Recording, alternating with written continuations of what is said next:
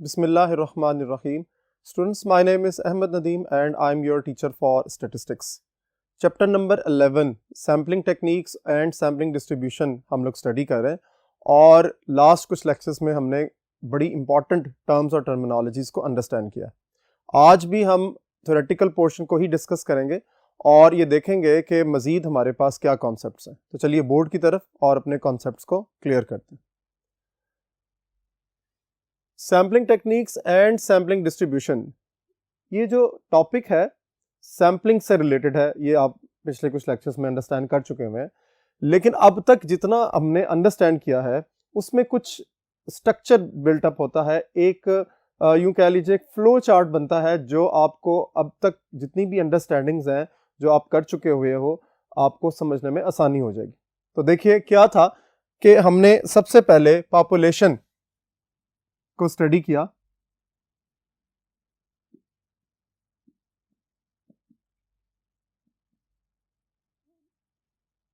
Population से हमने move किया टुवर्ड्स सैंपल।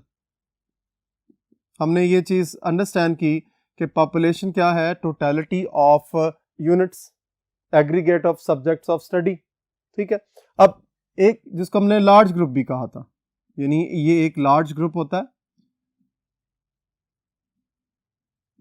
और वहां से आप एक स्मॉल रिप्रेजेंटेटिव पार्ट सेलेक्ट कर लेते, that is sample.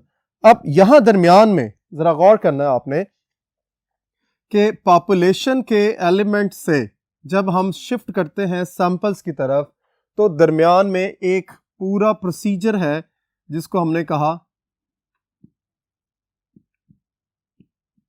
Sampling design. यानी जब तक आपके पास सैंपल डिजाइन नहीं होगा आप सैंपल्स को सेलेक्ट नहीं कर सकते। और सैंपलिंग डिजाइन क्या था? एक कंप्लीट रोड मैप, एक कंप्लीट प्रोसीजर जिसके तहत आप सैंपल्स को सेलेक्ट करते हैं। अब उस प्रोसीजर को, उस रोड मैप को हमने क्या किया था? डिवाइड किया था। जरा गौर करना है आपने, ये छोटी छोटी बातें हैं जो आपको टॉपिक को अंडरस्टैंड करने में हेल्पफुल होती है। कि पॉपुलेशन जो है लार्ज ग्रुप था और पॉपुलेशन से हमने सैंपल्स को सेलेक्ट करना है एनालिसिस के लिए। ठीक है, सैंपल्स को क्यों सेलेक्ट करना ये हम ऑलरेडी डिस्कस कर चुके हैं, लेकिन मैं सिर्फ ये आपको बात बता रहा हूं कि पॉपुलेशन से जब हमने सैंपल्स की तरफ जाना है तो रास्ते में ये जो एक गैप है इसको फिल कौन कर रहा है? Sampling design. और वो सैंपल डिजाइन कौन सा था? सैंपल डिजाइन जो था वो नॉन प्रोबेबिलिटी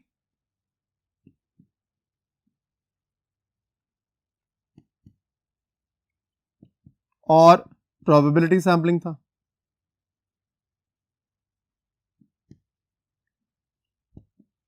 ठीक हो गया। यानी आपने जब पॉपुलेशन से सैंपल्स में शिफ्ट होना है तो आपको पता होना चाहिए कि आप किस डिजाइन के तहत सैंपल्स को सेलेक्ट कर रहे हो, क्या वो प्रोबेबिलिटी वाला है या वो नॉन प्रोबेबिलिटी वाला। ठीक है, अच्छा जी, अब ये तो हो गया क्लियर कि आप फर्ज कर लें प्रोबेबिलिटी सैंपलिंग के अंदर है। ठीक है, तो फिर आपने ये याद रखना है कि प्रोबेबिलिटी सैंपलिंग में फर्दर आपने फिर दो पोर्शंस को स्टडी किया था। वो था कि आप विद रिप्लेसमेंट सैंपल्स को सेलेक्ट कर रहे हैं या आप विदाउट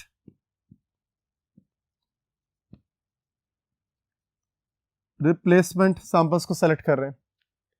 ठीक है, जरा गौर कीजिए, अभी आप यही हैं सेंटर में, अभी आप सब कुछ डिसाइड कर रहे हैं कि कौन सा प्रोसीजर होगा, फिर उस प्रोसीजर के अंदर फर्दर आपके पास कौन सी फर्दर टेक्निक्स है।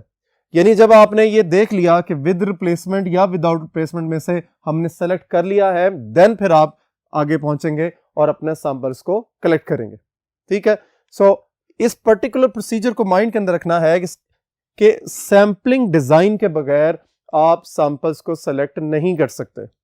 ऐसा नहीं है कि आप अपनी मर्जी से कोई भी प्रोसेस अप्लाई करने के बाद सैंपल्स को सेलेक्ट कर सकते हैं।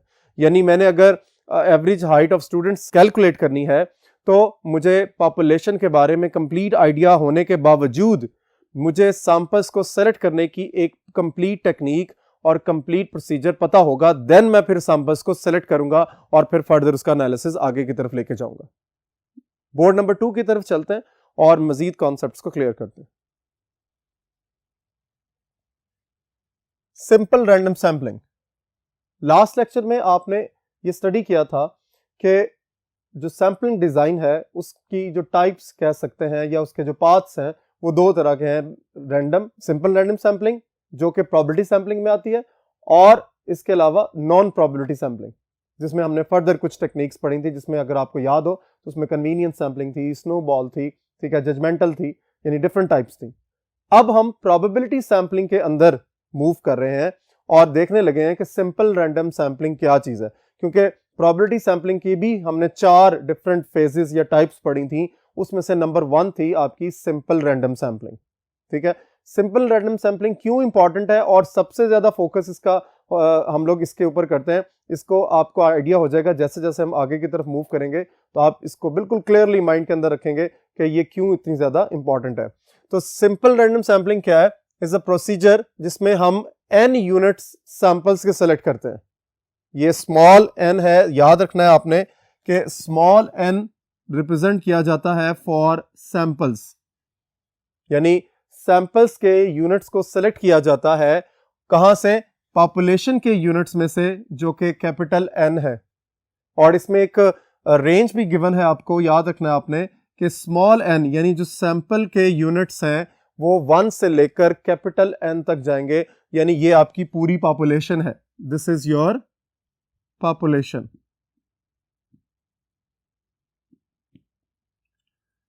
सो पॉपुलेशन की रेंज 1 से लेकर n तक है, और वही जो है आपके सैंपल्स की रेंज भी हो सकती है कि आपने 1 से लेकर कैपिटल N तक उसको सेलेक्ट करना है। अब किस तरह सेलेक्ट करना है, दिस इज वेरी इंपॉर्टेंट, जो आपने माइंड के अंदर रखना है कि इन सच अ वे, जो कि बहुत इंपॉर्टेंट बात है, कि equal probability of being drawn for every unit of sample, यानी जब सैंपल का हर यूनिट आप सेलेक्ट करोगे तो उसकी प्रोबेबिलिटी जो है वो इक्वल होनी चाहिए। यानी ये आप अजम्पशन कह लीजिए, कंडीशन कह लीजिए, या नेसेसिटी कह लें, ये एक ही बात है कि जब भी आप सिंपल रैंडम सैंपलिंग में सैंपल यूनिट को सेलेक्ट करेंगे तो उसमें जो हर यूनिट के ड्रॉ करने की प्रोबेबिलिटी है वो इक्वल होनी चाहिए, जो कि क्या होगी, जरा गौर कीजिए कि अगर आपके पास पॉपुलेशन के यूनिट्स हैं वो 1 से लेकर n तक हैं, तो यहां पर मेरे पास इस पर्टिकुलर सिचुएशन के लिए प्रोबेबिलिटी क्या एग्जिस्ट करेगी हर यूनिट की, यानी अगर मैंने एक सैंपल के लिए एक यूनिट सेलेक्ट करना है तो वो क्या होगी, 1 बाय कैपिटल N, क्योंकि टोटल कितने हैं n, और आपने उसमें से एक सेलेक्ट करना है। अगर एक और सेलेक्ट करना है तो वो भी क्या होगी, वो भी 1 बाय n होगी। यानी आपने ये याद रखना है कि हर पर्टिकुलर यूनिट की जो प्रोबेबिलिटी है वो क्या होगी, 1 बाय n। यहां आपका बड़ा इंपॉर्टेंट एमसीक्यू जनरेट होता है। याद रखिए कि अगर फर्ज कर लें कि मेरी पॉपुलेशन के यानी कैपिटल N की जो वैल्यू है वो 20 है, if a population contains 20 elements, गौर करना है आपने मेरी बात पे, क्योंकि यही कॉन्सेप्ट जो है वो आपके एमसीक्यूज में आगे आपसे पूछा जाएगा कि if a population contains 20 elements, what is the probability of selecting 1 unit of the sample. ठीक है, 1 यूनिट ऑफ द सैंपल को आपने अगर उसकी प्रोबेबिलिटी को देखना है तो वो क्या होगी, 1 divided by 20 according to this rule. ठीक है, यानी जितने भी सैंपल के यूनिट्स आप सेलेक्ट करोगे हर यूनिट की प्रोबेबिलिटी 1 बाय 20 होगी, अगर आपके पॉपुलेशन में कितने यूनिट्स हैं, 20 यूनिट्स। ठीक है, अब उसके बाद every sample of size n has same probability. Every sample, अच्छा दो तरह की चीजें हैं, एक है कि आप यूनिट को सेलेक्ट कर रहे हैं, और दूसरी बात है कि sample size, every sample of size n। ठीक है, यानी अब साइज n क्या चीज है, इसको जरा माइंड के अंदर रखें, ये बातें आगे न्यूमेरिकल क्वेश्चंस में यूज होनी है। साइज n का मतलब ये है कि एक पर्टिकुलर सैंपल में कितने यूनिट्स एग्जिस्ट कर रहे हैं। यानी फर्ज कर लें मेरे पास पॉपुलेशन है 5, 8, 16, 20, 40 फॉर एग्जाम्पल। ठीक है, तो मैं अगर ये बात कहूं कि मेरे पास एक सैंपल में 3 यूनिट्स होंगे, यानी मैं एक सैंपल ड्रॉ करता हूं 8, 16 एंड 40, ये मैंने एक सैंपल ड्रॉ किया, ठीक है। तो यहां पर जो साइज की बात हो रही है वो क्लियर कर लीजिए, that n is equal to 3। So small n का मतलब है number of units, number of elements present in a particular sample, यानी किसी पर्टिकुलर सैंपल के अंदर जितने एलिमेंट्स या यूनिट्स एग्जिस्ट करेंगे उसको हम क्या कहेंगे, सैंपल साइज, ठीक है। अब पॉपुलेशन साइज फिर क्या होगा, the number of elements present in a particular population, ठीक है। आपकी पॉपुलेशन किस अंदाज में है, आपकी पॉपुलेशन के एलिमेंट्स कितने हैं, वो सारा प्रोसेस तो आपके माइंड के अंदर होगा, लेकिन जब हम पॉपुलेशन साइज की बात करेंगे तो इसका मतलब यह है कि पॉपुलेशन साइज का मतलब है कि उस पर्टिकुलर पॉपुलेशन में कितने एलिमेंट्स एग्जिस्ट कर रहे हैं, ठीक है। सो पॉपुलेशन साइज एक डिफरेंट बात है और सैंपल साइज एक डिफरेंट बात है, ठीक है। अब पॉपुलेशन साइज को हम कैपिटल N से डिनोट करेंगे, ये देखिए गौर कीजिए, मैंने यहां लिखा हुआ है कि अगर किसी पॉपुलेशन में 20 एलिमेंट्स हैं तो उसको कैपिटल N से डिनोट करेंगे। बेटा ये बात याद रखना है आपने कि ये जो बातें हो रही हैं कि कैपिटल N क्या चीज है, स्मॉल n क्या चीज है, इसने आगे जाकर न्यूमेरिकल कैलकुलेशन में इस्तेमाल होना है। सो आपके माइंड में बिल्कुल क्लियरली होना चाहिए कि कैपिटल N की बात कहीं पर भी आपकी क्वेश्चंस के अंदर या आपकी टेक्स्ट बुक के अंदर यूज हुआ है तो वो कैपिटल N का मतलब है पॉपुलेशन के टोटल एलिमेंट्स, ठीक है। और अगर कहीं पर स्मॉल n की बात हो रही है तो फिर आपने याद रखना है the size of sample. Size of sample का मतलब है कि एक पर्टिकुलर सैंपल में कितने एलिमेंट्स एग्जिस्ट कर रहे हैं। सो यहां से देखिए कि अगर मैंने एक सैंपल ड्रॉ किया है 8, 16 एंड 40, तो फिर उसके अंदर नंबर ऑफ एलिमेंट्स जो हैं वो 3 हैं। So this 3 is the sample size. अच्छा जी, अब ये जो दूसरी बात हो रही है यहां पे गौर कीजिए, every sample of size n has same probability. इसका मतलब ये हुआ, गौर कीजिएगा कि अगर मेरे पास एक सैंपल में 3 एलिमेंट्स हैं यानी सैंपल साइज 3 है, या इसको हम यहां से अंडरस्टैंड करते हैं कि पॉपुलेशन ऑफ एलिमेंट्स 5, यानी एक ऐसी पॉपुलेशन जिसमें 5 एलिमेंट्स एग्जिस्ट कर रहे हैं, वहां से मैंने साइज 3 के सैंपल्स अगर ड्रॉ करने हैं तो मैं बहुत से सैंपल्स ड्रॉ कर सकता हूं। यानी मैंने एक ये सैंपल ड्रॉ किया है, एक और सैंपल में ड्रॉ कर सकता हूं लाइक 16, 20 एंड 40, फिर एक और सैंपल ड्रॉ कर सकता हूं 5, 8 एंड 20 एंड सो ऑन। तो जो दूसरी कंडीशन है वो ये कह रही है कि आप साइज 3 के जितने भी सैंपल्स ड्रॉ करेंगे हर सैंपल की प्रोबेबिलिटी भी सेम है। सो बहुत इंपॉर्टेंट और डीप कॉन्सेप्ट है। दो चीजें हैं, एक ये है कि आपके पास जितने एलिमेंट सेलेक्ट हो रहे हैं उन सब की प्रोबेबिलिटी जो है वो सेम है। यानी यहां से देखिए, अगर मैंने यहां 8 सिलेक्ट किया था तो 8 की प्रोबेबिलिटी क्या है, 1/5, ठीक है, अगर विद रिप्लेसमेंट केस है। अगर मैंने 16 सेलेक्ट किया है फिर 1/5, अगर 20 सेलेक्ट किया है 1/5 एंड सो ऑन। इसी तरह जितने सैंपल्स ड्रॉ होंगे हर सैंपल की प्रोबेबिलिटी भी सेम होगी। सो आपने ये दो इंपॉर्टेंट कंडीशंस याद रखनी है सिंपल रैंडम सैंपलिंग के लिए। नेक्स्ट बोर्ड की तरफ चलते हैं और सिंपल रैंडम सैंपलिंग के हवाले से जो सिलेक्शन प्रोसीजर है उसको कंप्लीट करते हैं। नेक्स्ट आपके पास सैंपलिंग विद रिप्लेसमेंट। फ्लैशबैक करना पड़ेगा आपको, अपना प्रीवियस लेक्चर माइंड के अंदर रखना पड़ेगा। थोड़ा सा मैं यहां पर आपको रिव्यू दे देता हूं कि जब हमने ये डिस्कस किया कि हमारे पास simple random sampling probability sampling अगर कहलाती है तो हमारे पास नॉन प्रोबेबिलिटी सैंपलिंग में भी बहुत सी टाइप्स थी, ठीक है। लेकिन नॉन प्रोबेबिलिटी की बजाय जब हम प्रोबेबिलिटी सैंपलिंग के अंदर रहते हैं तो हर टाइप, चाहे वो सिंपल रैंडम सैंपलिंग है, चाहे वो स्ट्रेटिफाइड रैंडम सैंपलिंग है, चाहे वो क्लस्टर सैंपलिंग है, चाहे वो सिस्टमैटिक सैंपलिंग है।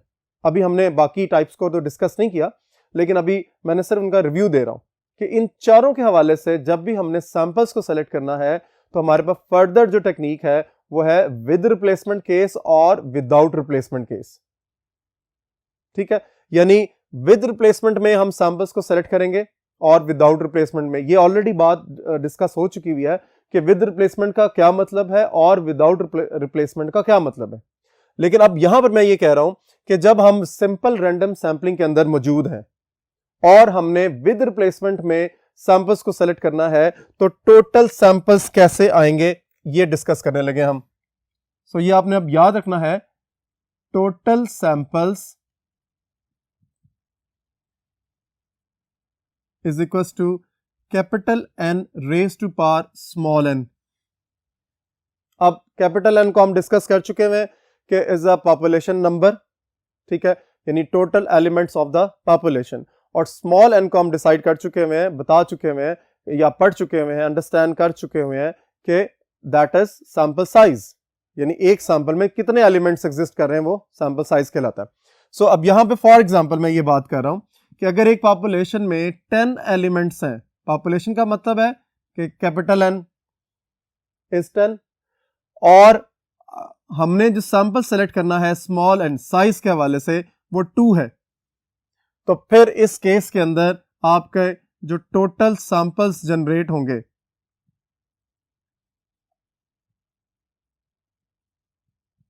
टोटल सैंपल्स कैसे होंगे, 10 रेज टू पावर 2। और ये फॉर्मूला कहां से आया, हमने इस चीज को कहां से अंडरस्टैंड किया, this is from this one, यानी capital N elements of the population, small n elements of the sample, sample size जिसको हमने कहा। सो 10 रेज टू पावर 2 और हम इसका आंसर लिखेंगे 100। यानी अब आपने ये जहन में रखना है कि अगर किसी पॉपुलेशन में, सेंटेंस को बहुत ध्यान से अंडरस्टैंड करना है, कि अगर किसी पॉपुलेशन में 10 एलिमेंट्स एग्जिस्ट करते हैं और आपने 2 का सैंपल साइज सेलेक्ट करना है, यानी हर सैंपल में 2 एलिमेंट्स रखने हैं, तो 2 एलिमेंट्स के कितने सैंपल्स बनेंगे, that is 100।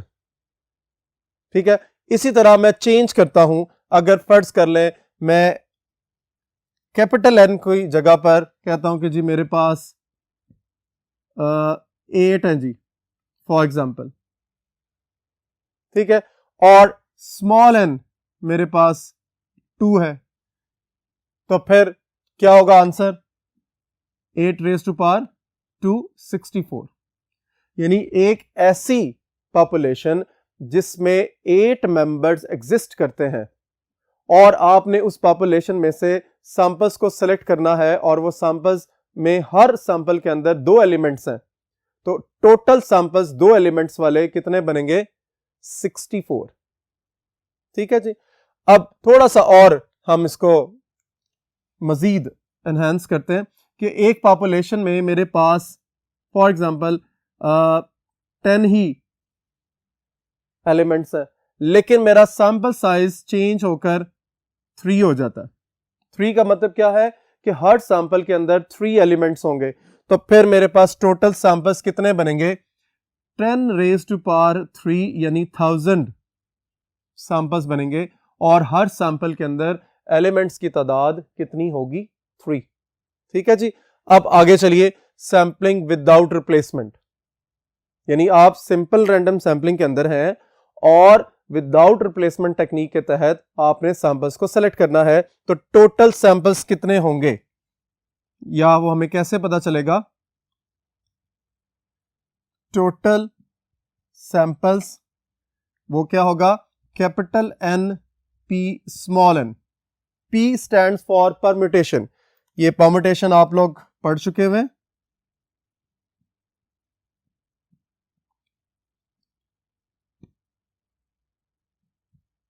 Permutation and combination आपने रूल्स ऑफ काउंटिंग के अंदर पढ़ा हुआ, ठीक है। और इसका फॉर्मूला क्या था, इफ यू रिमेंबर, बहुत से स्टूडेंट्स को पता होगा, n factorial divided bye n minus small n factorial.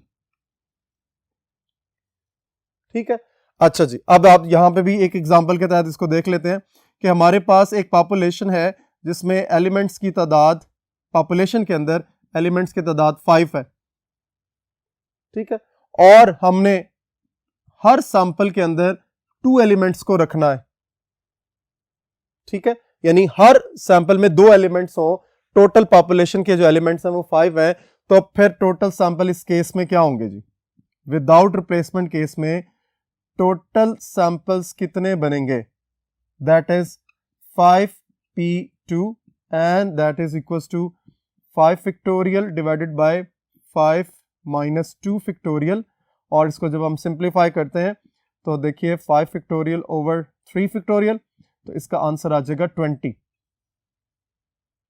ये ऑलरेडी आप फैक्टोरियल की टेक्निक भी पहले पढ़ चुके हैं, तो इसलिए यहां जस्ट मैंने आंसर को पुटअप किया।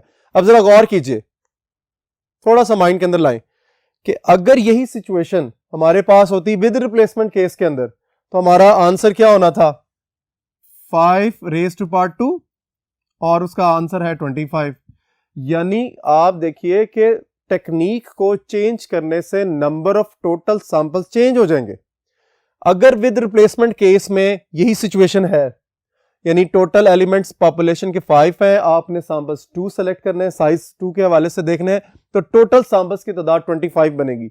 लेकिन अगर विदाउट रिप्लेसमेंट हो तो सैंपल्स की तादाद कम हो गई। जरा गौर कीजिए, ये कॉन्सेप्ट जो है वो अपनी ही बात को प्रूव कर रहा है। विद रिप्लेसमेंट का मतलब है एक एलिमेंट को सिलेक्ट करने के बाद हम वापस रख रहे हैं पॉपुलेशन में, और विदाउट रिप्लेसमेंट का मतलब है कि एक पर्टिकुलर एलिमेंट को जब हम सेलेक्ट कर लेते हैं तो वापस पॉपुलेशन में नहीं भेजते। तो जब हम नहीं भेजेंगे तो ऑब्वियसली उसके सिलेक्ट होने के चांसेस खत्म हो गए। तो जैसे जैसे चांसेस खत्म होते चले जाएंगे वैसे वैसे वो रिडक्शन आएगी टोटल सैंपल्स के अंदर। सो आप एक चीज और यहां पे याद रख लीजिए कि जब विद रिप्लेसमेंट केस होगा तो सैंपल्स की तादाद ज्यादा होगी, और जब विदाउट रिप्लेसमेंट होगा तो सैंपल्स की तादाद कम होगी। वापस बोर्ड नंबर 1 की तरफ चलते हैं। नेक्स्ट है आपके पास रैंडम डिजिट्स। ये एक टेबल है, ठीक है, जिसमें कुछ डिजिट्स लिखे हुए, और that consist of a sequence of digits. Actually एक खास सीक्वेंस के तहत वहां नंबर्स लिखे हुए हैं, और वो नंबर्स कहां से लेकर कहां तक हैं, 0 से लेकर 9 तक। तो ये टोटल कितने हो गए, 10 हो गए, ठीक है। इसका मतलब ये हुआ कि अगर आपने वन सिंगल डिजिट को सेलेक्ट करना है from the random digits table, ठीक है, तो उसकी प्रोबेबिलिटी क्या होगी, यानी आपको थोड़ा सा इसको माइंड के अंदर रखना है कि रैंडम डिजिट्स क्या है, कि 0 to 9 आपके रैंडम डिजिट्स हैं, और रैंडम नंबर टेबल क्या है कि जो टेबल रैंडम डिजिट से जनरेट हुआ है। दो चीजें हैं, एक है रैंडम डिजिट्स जो कि 0 to 9 आपके पास अवेलेबल होते हैं, और अगर उनमें से कोई एक नंबर आपने सेलेक्ट करना है तो उसकी प्रोबेबिलिटी 1/10 होगी। और रैंडम नंबर टेबल क्या है कि एक ऐसा टेबल जो रैंडम डिजिट से जनरेट हुआ है, ठीक है, उसमें डिफरेंट सीक्वेंस और यूं से समझ लीजिए कि एक प्रोसेस के तहत जो है वो नंबर्स डिजिट्स को लिखा गया है, ठीक है। अच्छा, अब अगर फर्ज कर लें कि आपने 2 सैंपल यूनिट्स का सैंपल सेलेक्ट करना है, यानी एक ऐसा सैंपल सेलेक्ट करना है जिसमें 2 यूनिट्स हों, तो फिर आप क्या करेंगे, आप डिजिट्स कंसिडर करेंगे 0 to 99। अब इस सिचुएशन में देखिए कि आपके पास जो probability of selecting a number 2 digit number वो क्या होगी, 1/100। ये आपके इंपॉर्टेंट MCQs हैं, याद रखना आपने, ठीक है।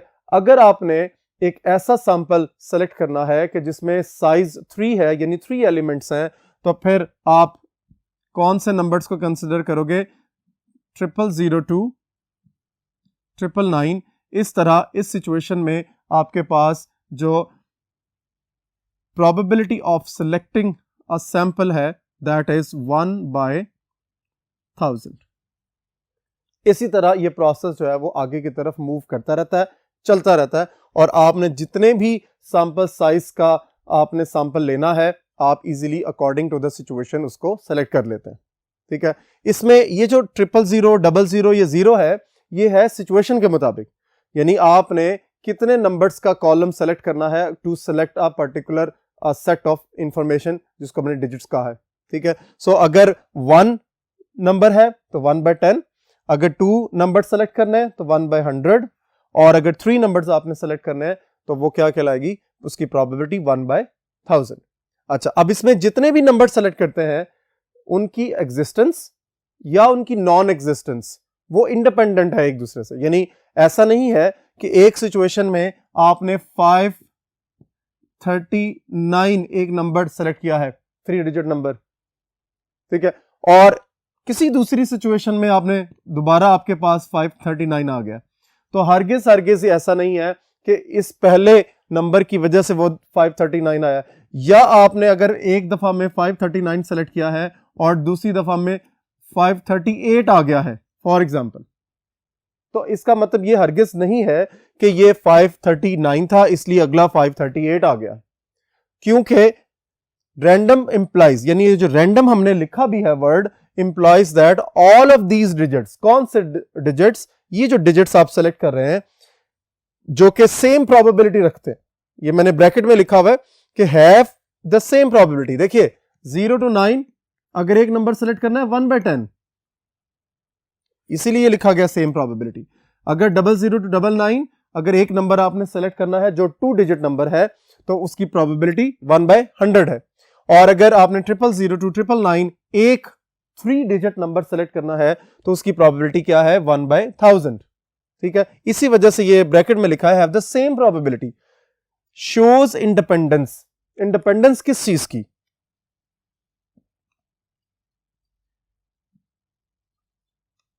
अकरेंस और नॉन अकरेंस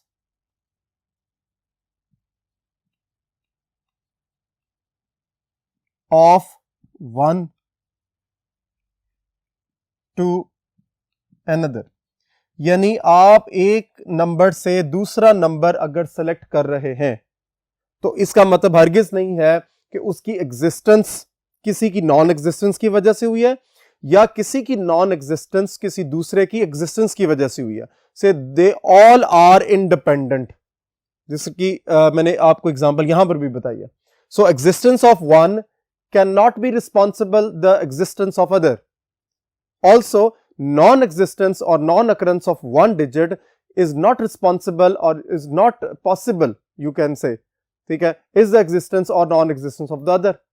So इसलिए आपने माइंड के अंदर रखना है कि ये सारा प्रोसीजर कि जिसमें आप रैंडम टेबल से या रैंडम नंबर डिजिट से आप कोई डिजिट सेलेक्ट कर रहे हैं, ये सब का सब इंडिपेंडेंस की कंडीशन के अंदर मूव करता है। नेक्स्ट बोर्ड की तरफ चलते हैं और आज के टॉपिक्स को वाइंड अप करते हैं। नेक्स्ट है आपके पास selection of simple random sample. देखिए आपने ये टेक्निक तो अंडरस्टैंड कर ली कि सिंपल रैंडम सैंपलिंग होती क्या है, ठीक है। फिर आपने ये भी अंडरस्टैंड कर लिया कि सिंपल रैंडम सैंपलिंग के अंदर जब हम विद रिप्लेसमेंट में सैंपल्स की तादाद फाइंड करेंगे तो क्या फॉर्मूला होगा, विदाउट रिप्लेसमेंट में क्या फॉर्मूला होगा। लेकिन अब ये हम देख रहे हैं कि सैंपल्स को अगर आपने सेलेक्ट करना है तो सिंपल रैंडम सैंपलिंग के अंदर कौन कौन से इंपॉर्टेंट मेथड हैं, तो उसमें से दो मेथड यहां पर डिस्कस किए गए हैं। एक है लॉटरी मेथड। आप लॉटरी मेथड को इससे पहले जो समझते होंगे कि ये वो होगा कि जी बाय चांस है कि बाय लक आपको चीज मिल गई है। नो, ऐसा नहीं होता। याद रखिए कि लॉटरी मेथड के अंदर हम डिस्टिंक्ट और डिफरेंट सीरियल नंबर्स को इस्तेमाल करते हैं जो कि 1 से लेकर n तक होते हैं। जरा लॉटरी को एक प्रोसेस को आपने माइंड के अंदर लाना है कि फर्ज कर लो कि एक शख्स है, उसका नंबर, उसके पास लॉटरी टिकट है, उसका नंबर है 589 फॉर एग्जांपल, ये लॉटरी उसकी लग गई है जी, से कुछ पैसों की लॉटरी है। याद रखिए कि ये जो 589 है ये ऐसे ही नहीं है। उस पर्टिकुलर सिचुएशन में जितने भी लॉटरी टिकट्स होंगे उनको एक खास नंबर दिया जाएगा। फर्ज कर लो कि उस सिचुएशन में वो जो लॉटरी कंडक्ट हो रही है उसमें 1000 आपके पास लॉटरी टिकट्स हैं, तो फिर पहले टिकट को एक नंबर दिया जाएगा, दूसरे को 2, फिर 3 एंड सो ऑन, ये सिलसिला चलता रहेगा और 1000 तक नंबर अलॉट कर दिए जाएंगे सारे लॉटरी टिकट्स को। एक सीक्वेंस होगा, वो लिखा हुआ है डिफरेंट सीरियल नंबर्स। ऐसा नहीं है कि एक शख्स के पास अगर नंबर 5 है तो दूसरे के पास भी नंबर 5 हो सकता है, ऐसा नहीं होगा। नंबर 5 एक ही पर्सन के पास होगा, डिस्टिंक्ट। और इसी तरह नंबर 8 या फर्ज कर लें 340, क्योंकि हमारे पास 1000 लॉटरी टिकट्स हैं तो 340 जो है वो एक ही पर्सन के पास होगा। फिर क्या होता है कि जब ये लॉटरी टिकट्स उनका एक जो है हिस्सा जो है कंपनी के पास होता है जो लॉटरी निकाल रही है, तो वो क्या करती है कि उन सारे लीव्स को, उन सारे नंबर्स के जो पोर्शन है उन सबको मिक्सअप कर देते हैं। लॉटरी का जो प्रोसेस है वो एक बॉक्स के अंदर पड़े होते हैं, वो मिक्सअप होते हैं और वहां से एक नंबर चूज कर लिया जाता है and that is your price for particular number.